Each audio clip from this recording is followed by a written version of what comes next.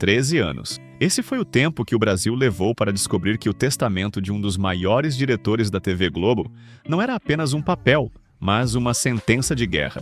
Antônia Fontinelli, a mulher que segurou a mão de Marcos Paulo no leito de morte, mas que teve a fechadura da própria casa trocada antes mesmo do corpo esfriar. Por que a justiça ignorou o amor para privilegiar o sobrenome? Hoje, o Vidas por Trás da Fama traz o dossiê definitivo. Vamos revelar o que os tribunais tentaram esconder e o que o detetive encontrou nos bastidores dessa disputa bilionária. É a luta da viúva negada contra o império das herdeiras. Se você acredita que a lealdade vale mais que um contrato, já deixa o seu like. Se inscreva agora, porque este não é apenas um vídeo, é a reparação histórica de uma injustiça que durou mais de uma década.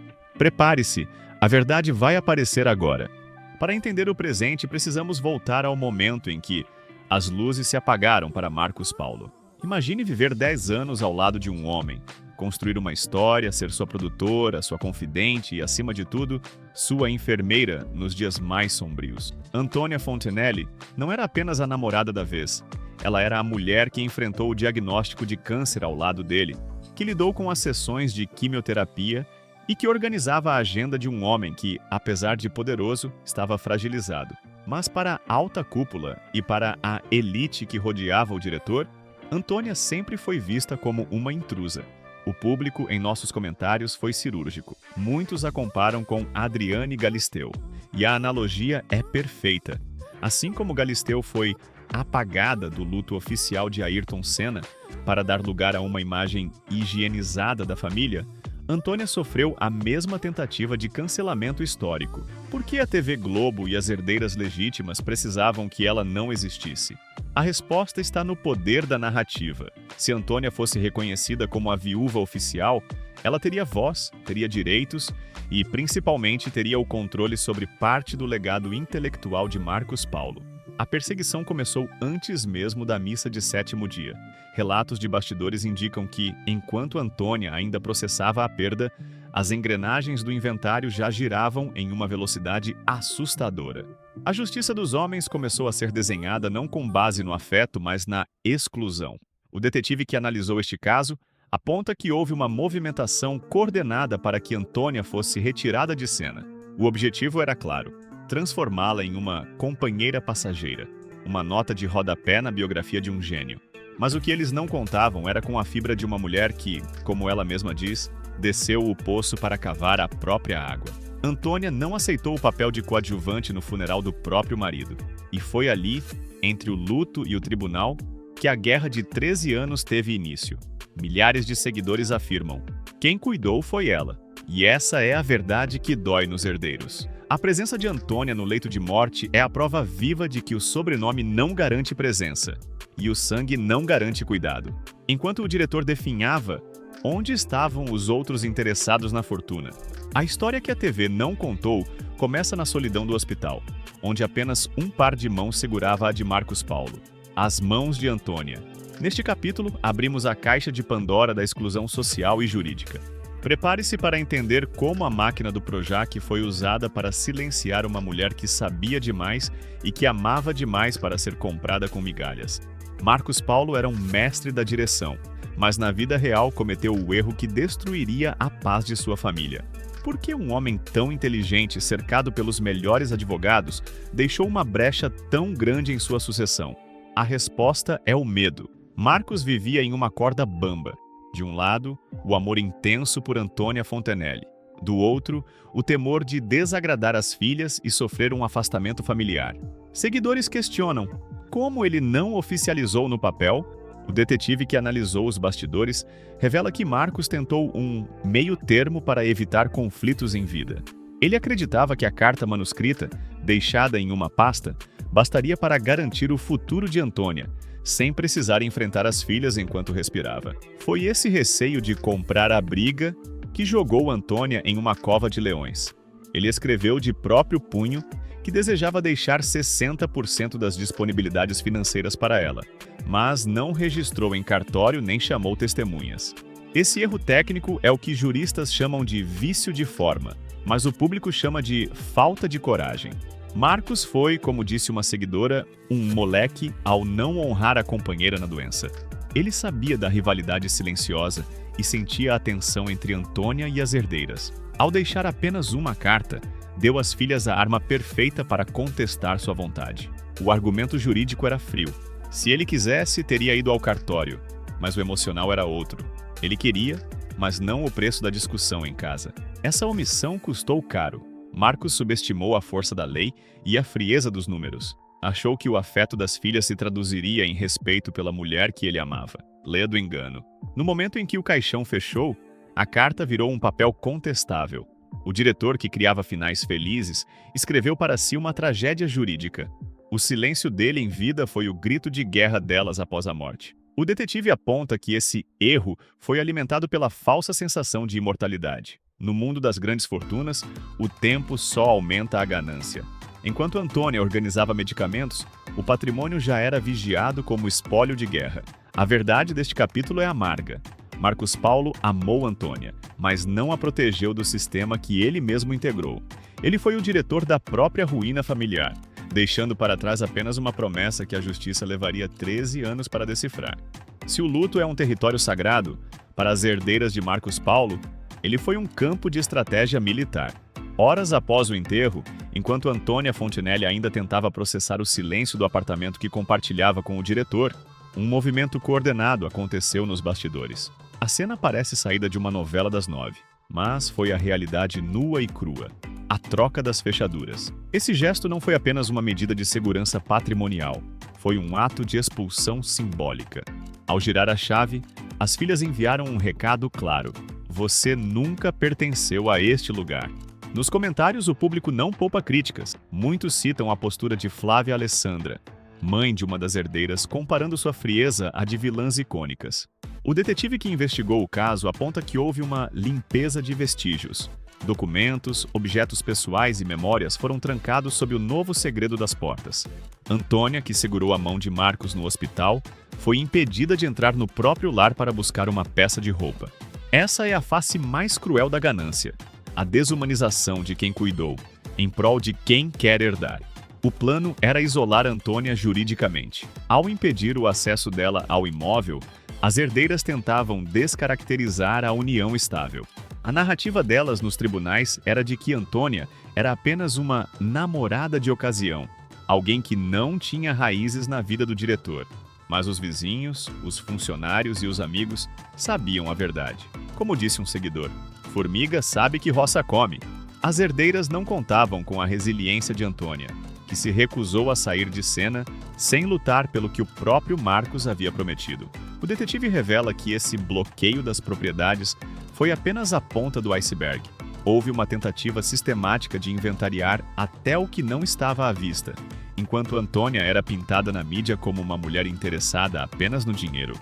A ironia é que, enquanto a rotulavam de gananciosa, eram as próprias herdeiras que travavam as portas e as contas bancárias. O conflito escalou para uma guerra de narrativas, onde o afeto foi substituído por códigos de processo civil. Neste capítulo, expomos o momento em que a máscara da família perfeita caiu. A troca das fechaduras simboliza o início de uma perseguição que duraria 13 anos. Um ato de força que, em vez de afastar Antônia, deu a ela o combustível necessário para enfrentar o sistema. A guerra não era mais apenas por imóveis ou joias. Era pelo direito de ser reconhecida como a viúva de um homem que ela amou e cuidou até o último suspiro. Quando falamos da herança de Marcos Paulo, não estamos falando apenas de imóveis no Rio de Janeiro. Estamos falando de um império construído em décadas de sucesso absoluto na TV Globo. Estima-se que o patrimônio total rondasse a cifra dos 50 milhões de reais. Mas onde estava esse dinheiro?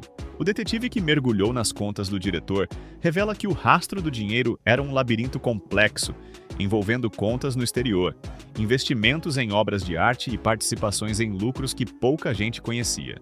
A briga nos tribunais não era apenas por justiça, era por números que fariam qualquer um perder o sono. O público nota um detalhe fundamental nos comentários. A ganância é muito grande por parte dos herdeiros. Por que, diante de 50 milhões, houve tanta resistência em dividir uma parte com a mulher que esteve ao lado dele? O detetive aponta que o inventário foi marcado por uma caça ao tesouro. Surgiram denúncias de bens que teriam sumido misteriosamente entre o hospital e a abertura do processo. Joias, relógios de luxo e até obras de arte que decoravam o apartamento do casal pareciam ter evaporado. Antônia Fontinelli, do seu lado, não buscava apenas o valor bruto, mas o reconhecimento do que Marcos havia assinado naquela carta de 60%. As herdeiras, por outro lado, tentavam pulverizar o patrimônio, alegando custos processuais e dívidas que reduziam o montante partilhável. Era uma estratégia de exaustão, fazer o processo ser tão caro e tão longo que Antônia acabasse desistindo por falta de fôlego financeiro. Mas o que elas não esperavam é que Antônia já era uma mulher de negócios. Ela não dependia exclusivamente daquele dinheiro para comer, o que a permitiu lutar por 13 anos. Neste capítulo, revelamos que a disputa financeira foi usada como arma psicológica. O detetive encontrou registros de movimentações que tentavam blindar o patrimônio antes da decisão final do STJ. Era um jogo de xadrez onde cada milhão movido era uma tentativa de cheque-mate na viúva. Dinheiro ninguém leva no caixão, dizem os seguidores. Mas para as herdeiras, o dinheiro parecia ser a única prova de vitória sobre Antônia. A verdade é que, enquanto os advogados discutiam vírgulas e cifras, o legado de Marcos Paulo era reduzido a uma planilha de Excel fria e calculista. A investigação mostra que o segredo de milhões não estava apenas no saldo bancário, mas na forma como o dinheiro foi usado para tentar comprar o silêncio e a ausência de Antônia na história oficial. O rastro do dinheiro nos leva diretamente ao coração da disputa. Quem tem o capital tem o poder de ditar a verdade. Mas, como veremos, a justiça tem caminhos que nem mesmo 50 milhões podem comprar. Existe um padrão cruel no Brasil quando uma mulher de personalidade forte ocupa o coração de um ídolo. O público nos comentários foi certeiro. Antônia foi a Galisteu do Marcos Paulo. A comparação é sociológica. Assim como Adriane Galisteu foi hostilizada pela família de Sena, Antônia enfrentou o mesmo paredão de preconceito. Para a elite que cercava o diretor, ela era vibrante demais, sincera demais. Não se encaixava no figurino de viúva silenciosa que o sistema esperava. O preconceito contra Antônia era alimentado por uma estrutura que via nela uma ameaça. Enquanto as ex-mulheres de Marcos eram figuras aceitas pelo clã, Antônia vinha de uma trajetória de luta sem sobrenome de berço. O detetive que acompanhou o caso nota que a mídia foi usada como ferramenta de difamação. Tentaram pintá-la como alpinista social, ignorando os 10 anos de convivência e a dedicação integral durante o câncer.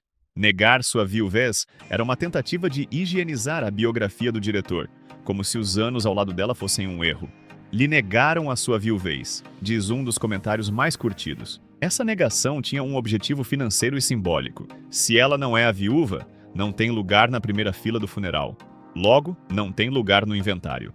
O isolamento que Antônia sofreu no Projac após a morte de Marcos foi uma punição por não ter pedido licença para amar o diretor. O sistema tentou apagá-la da mesma forma que tentam apagar qualquer mulher que ousa desafiar a hierarquia de famílias poderosas. Mas esse preconceito gerou um efeito colateral: a identificação do povo. Enquanto a elite a rejeitava, as Marias e Sandras, mulheres reais que também cuidam de seus maridos sem reconhecimento, se viram em Antônia. A luta dela deixou de ser individual para se tornar coletiva. Ela virou a voz de companheiras trocadas por herdeiras no momento da partilha. Neste capítulo, desmascaramos a hipocrisia de quem aceitava Antônia nas festas enquanto Marcos estava vivo, mas a expulsou pela porta dos fundos assim que o corpo esfriou. A nova Galisteu provou que o preconceito pode tirar o acesso a um apartamento, mas não apaga a história escrita no leito de dor. Antônia não precisava de papel para ser esposa, mas precisou de 13 anos de guerra para provar que a dignidade não está no sobrenome, mas na presença constante.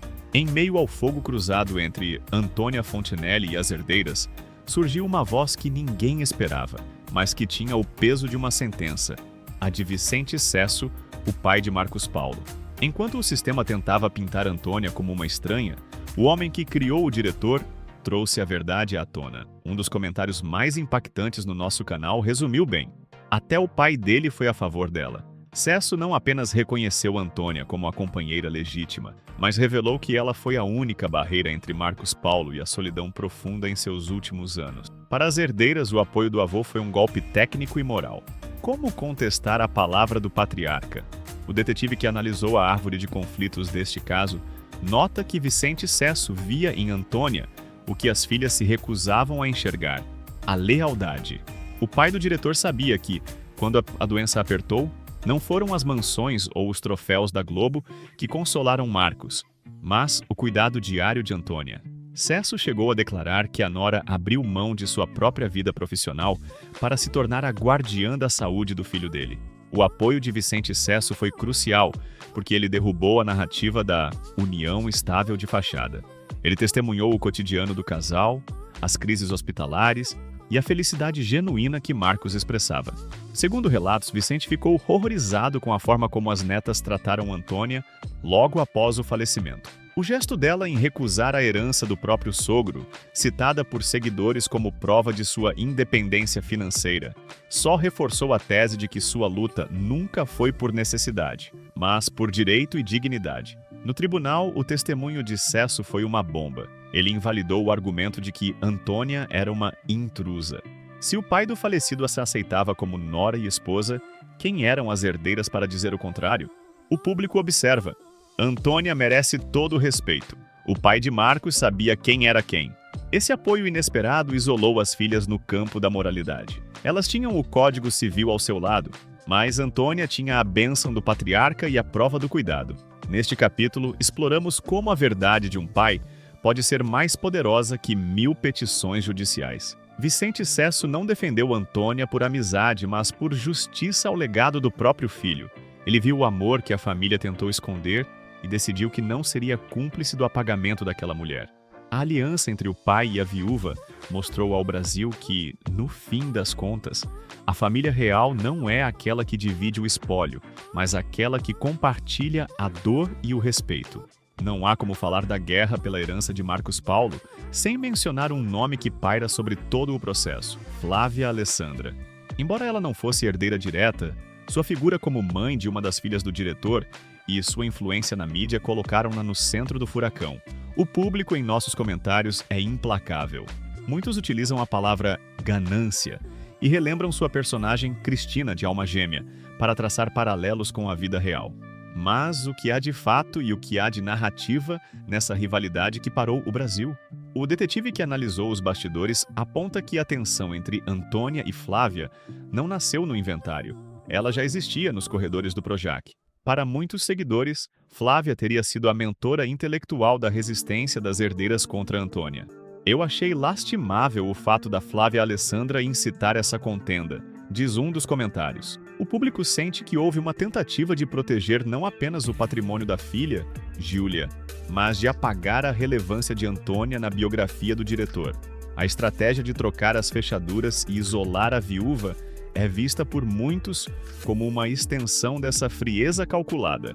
Do outro lado, a defesa de Flávia sempre alegou que ela apenas zelava pelos direitos legítimos de sua filha menor, de idade na época.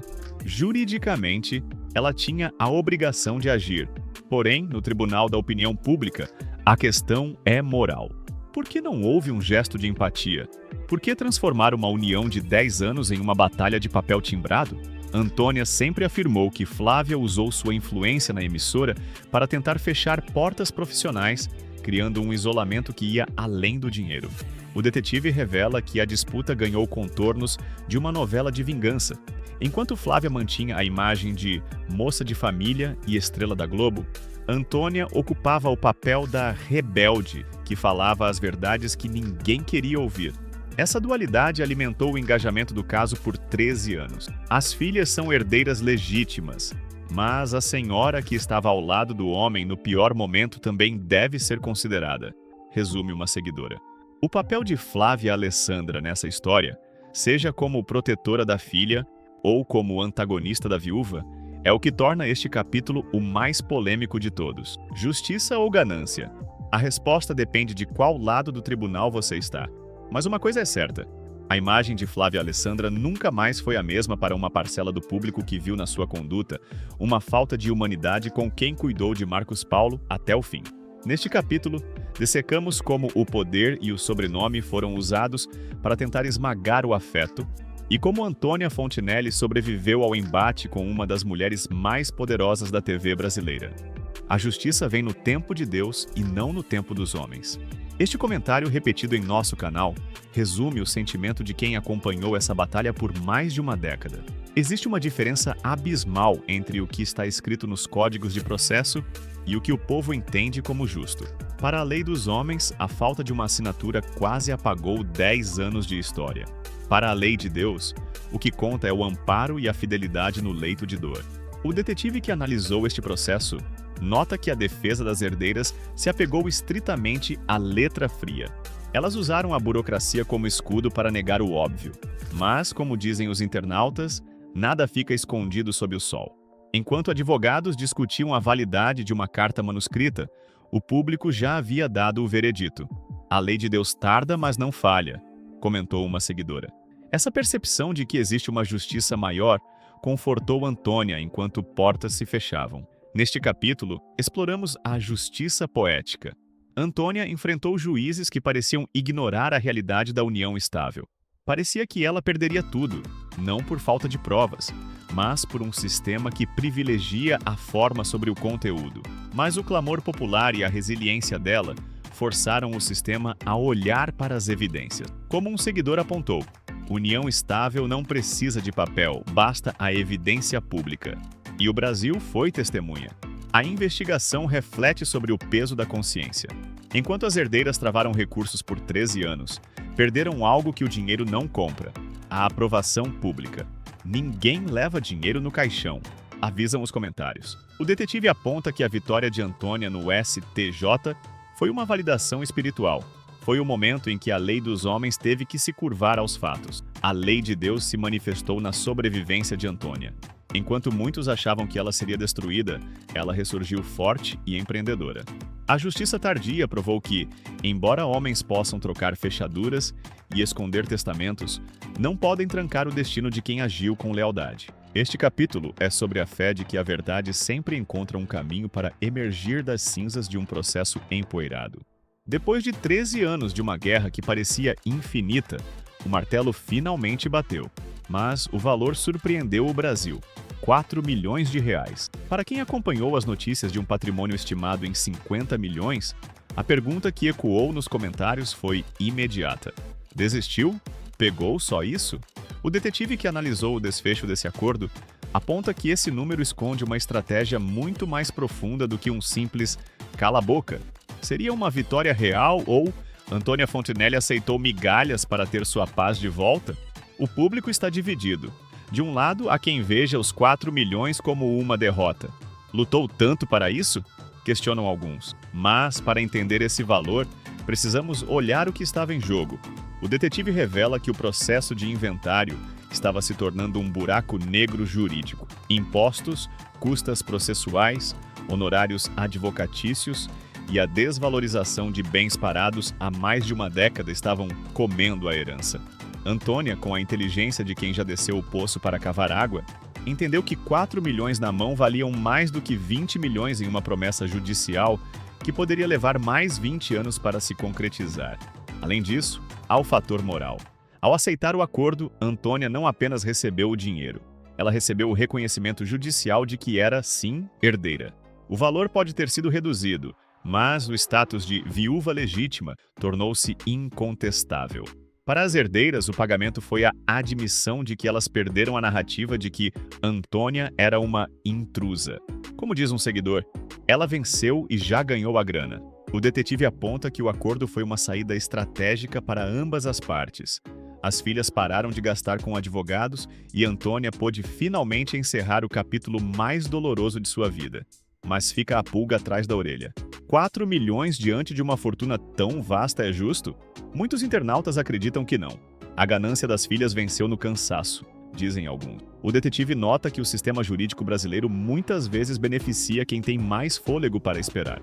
Antônia escolheu a liberdade. Ela escolheu usar esse valor para impulsionar seus próprios negócios e sua marca, provando que não precisava do dinheiro de Marcos Paulo para sobreviver, mas sim do respeito que ele lhe era devido. Neste capítulo, dessecamos os bastidores dessa negociação final. Foi um cheque-mate de Antônia ou uma manobra das herdeiras para encerrar o caso sem dividir o bolo principal? A verdade é que os 4 milhões compraram algo que dinheiro nenhum no mundo paga: O direito de Antônia Fontenelle seguir em frente sem carregar o peso de um processo nas costas. A vitória não foi medida em zeros na conta bancária, mas na capacidade de olhar para trás e dizer: eu não abri mão do que era meu. 13 anos depois, o inventário está encerrado. Mas, quando a poeira baixa e os advogados guardam os processos, resta a pergunta: quem realmente ficou com a melhor parte do legado de Marcos Paulo? No mundo das aparências, as filhas detêm a maior fatia do patrimônio físico e dos dividendos de uma vida de sucesso na TV. Mas, no Tribunal da Memória Pública, o veredito dos nossos seguidores é outro. O que tinha de maior valor já foi perdido, comentou uma seguidora. O dinheiro acaba, mas a imagem que fica para essa história é eterna. O detetive nota um fenômeno curioso. Enquanto Antônia Fontenelle saía do tribunal com a cabeça erguida, as herdeiras saíram com uma mancha na reputação que fortuna nenhuma apaga. O público não esquece a troca das fechaduras e a negação de quem cuidou do diretor no leito de dor. Como disse uma internauta, a ganância faz com que tudo se perca. A melhor parte do legado de um homem não são carros, mas o respeito que sua família inspira. Antônia ficou com a parte mais difícil e valiosa, a narrativa da superação. Ela transformou o luto e a perseguição em combustível para se tornar uma potência digital. Provou que não era a dependente que muitos pintavam. As filhas não contavam com isso. Achavam que ela vivia na total dependência, observou uma seguidora. Ao vencer a batalha pelo reconhecimento, Antônia não ganhou apenas dinheiro, ganhou o direito de assinar sua própria história sem ser apenas a viúva. Tornou-se a protagonista que o sistema tentou colocar como figurante. E Marcos Paulo, onde fica nisso tudo? O detetive aponta que o erro dele, o medo de decidir em vida, manchou sua própria posteridade com uma briga feia. Um homem tão inteligente deixou como herança um campo de batalha. No final, a melhor parte ficou com quem dorme com a consciência tranquila. Antônia pode não ter ficado com os 50 milhões, mas ficou com o carinho de milhares de pessoas que viram nela uma guerreira. Honrou o homem que amou, enquanto outros contavam moedas. Concluímos que o valor de uma vida não se mede no inventário. As herdeiras ficaram com os imóveis. Antônia ficou com a voz. Elas ficaram com o ouro. Ela ficou com o povo. No balanço final, a justiça pode ter sido tardia e o valor reduzido. Mas a vitória moral de Antônia é um dividendo que ela colherá para sempre. De que vale herdar milhões se você perde a humanidade no caminho? Chegamos ao fim deste dossiê, mas a história de Antônia Fontenelle e Marcos Paulo ficará marcada como o maior exemplo de que o afeto não pode ser burocratizado. Foram 13 anos de espera para provar que o amor tem direitos que a ganância não pode apagar. Antônia levou os 4 milhões, mas o que ela realmente conquistou foi a liberdade de ser quem é, sem pedir licença a ninguém. E você? Acha que 4 milhões foi um valor justo por 13 anos de luta e uma vida de cuidados? Ou as herdeiras venceram pelo cansaço? Deixe seu comentário aqui embaixo. Eu leio todos. Se esse conteúdo te ajudou a entender os bastidores dessa guerra, não esqueça de deixar o seu like e compartilhar este vídeo com quem ainda acha que dinheiro é tudo. Eu sou o seu guia no Vidas por Trás da Fama e a gente se vê na próxima investigação. Até lá!